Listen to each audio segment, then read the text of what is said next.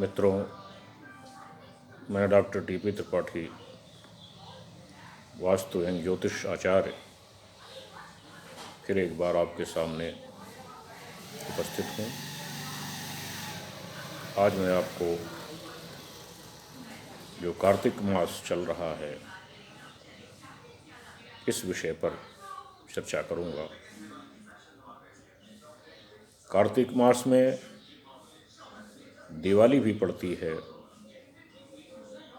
जिसमें भगवान राम लंका पर विजय प्राप्त करके जब अयोध्या लौटे थे तो उस खुशी में वहाँ दिवाली मनाई गई थी। जैसा कि कार्तिक में सूर्य नीच का हो जाता है, जब मैं आपको किसी ग्रह के नीच या ऊंच होने की बात करूं तो उसका विज्ञान आप ये समझें कि फोकसिंग, उस ग्रह की फोकसिंग धरती पर अच्छी हो गई है या खराब हो गई है।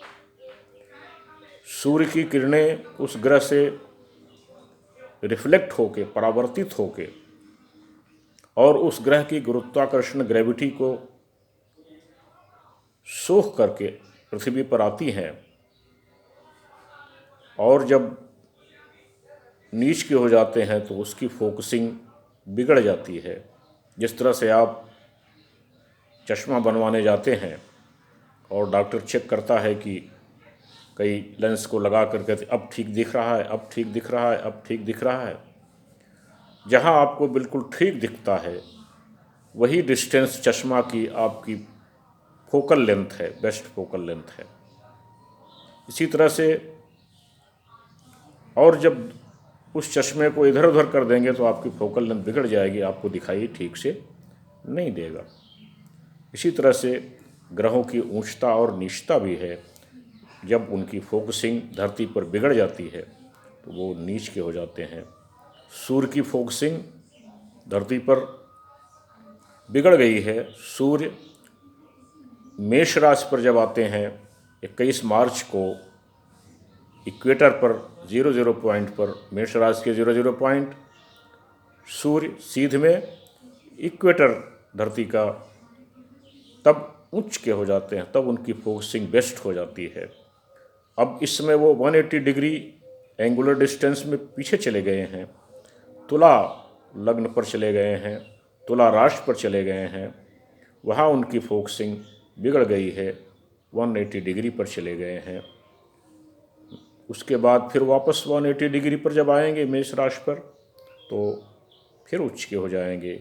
इस समय वो मेष राशि के बिल्कुल दूसरी छोर पे हैं। धरती का आधा भाग पार कर चुके हैं परिधि में। अगर हम 40,000 किलोमीटर धरती की परिधि माने तो 20,000 किलोमीटर मेष राशि और इक्वेटर से दूर चले गए हैं सूर्य। तो सूर्य नीच के हो गए। सूर्य आत्मा के कारक हैं। अगर आत्मा नीचता पर उतर आएगी तो समाज बिगड़ जाएगा, समाज का कार्य गड़बड़ा जाएगा, सब अस्त व्यस्त हो जाएगा, अधर्म के कार्य बढ़ जाएंगे। इसीलिए हमारे ऋषि मुनियों ने कार्तिक मास को पवित्र माना और बताया कि इस मास, कार्तिक मास के जो भगवान हैं विष्णु इसके देवता हैं और जो सृष्टि का संचालन करते हैं, तो भगवान विष्णु की पूजा सर्वोत्तम मानी गई है। भगवान विष्णु की पूजा कार्तिक मास में सर्वश्रेष्ठ मानी गई है, क्योंकि कार्तिक मास में ही भगवान विष्णु के अब जगने का समय आ गया है। उनका शयन का अंतिम चरण चल रहा है, वो जागेंगे और उनकी पूजा सर्वोच्च मानी गई है। पूजा इसलिए करा गया कि आपकी आत्मा के कारक सूर्य नीच के हैं, आप गलत काम न करें। इसलिए ऋषि मुनियों ने कार्तिक महीने में पूजा पाठ का विधान रख दिया, जिससे कि आप पूजा पाठ में चले जाएं और अन्याय, गलत काम, इस तरह के काम न करें। कार्तिक मास में तुलसी जी का भी बहुत महत्व है। तुलसी, क्योंकि 1 नवंबर से 30 नवंबर तक कार्तिक चलेगा, इसमें आप तुलसी को दिया दें, शाम में तुलसी को दिया जरूर दें। पूरे कार्तिक मास में इसका सहस्त्र कन्यादान का फल मिलता है। और शालिग्राम के ऊपर तुलसी चढ़ती है तो उसका अभूतपूर्व फल मिलता है। भले ही आप हजारों रत्नों का दान करें भगवान विष्णु को, लेकिन अगर तुलसी नहीं है तो वो उसका कोई फल मिलता नहीं है। तुलसी का जो बीज है वो भगवान शिव को बहुत प्रिय है, भगवान शिव उसके मालिक हैं। अगर आप पूजा कर रहे हैं और भगवान तुलसी का बीज आप चढ़ा दिए हैं भगवान विष्णु को तो अत्यंत प्रसन्न होंगे। और भगवान त्रिदेव का वास जैसा कि तुलसी में माना गया है, ब्रह्मा विष्णु महेश, और वैज्ञानिक आधार पे भी तुलसी आप जानते हैं कि उसमें एंटीबायोटिक तत्व पाए जाते हैं जो आपके जीवन में बहुत फ़ायदेमंद है। बॉडी का आपका इम्यून सिस्टम जो प्रतिरोधक क्षमता है वो तुलसी बढ़ाती है।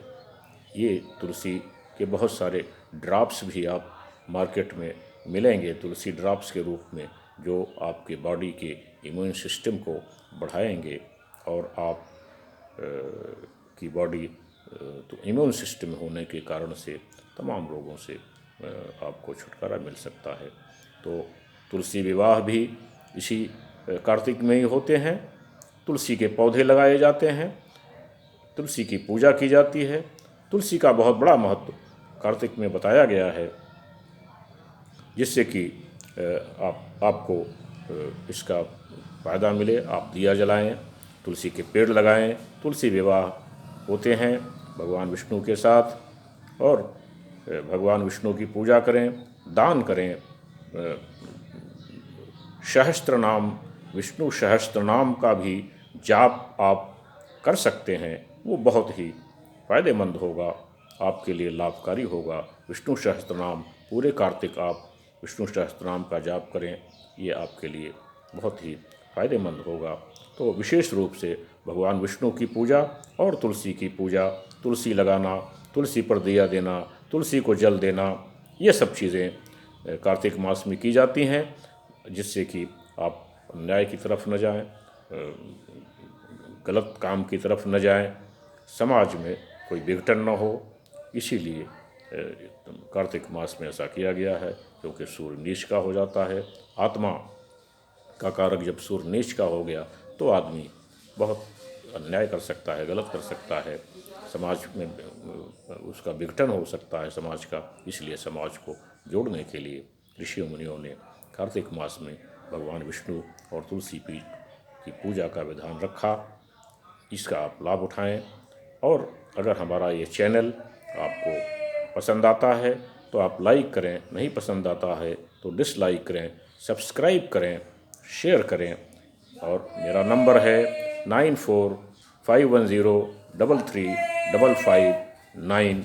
आप इस पर हमको कॉल कर सकते हैं, इस पर हमसे सलाह ले सकते हैं। आज के लिए इतना ही, धन्यवाद।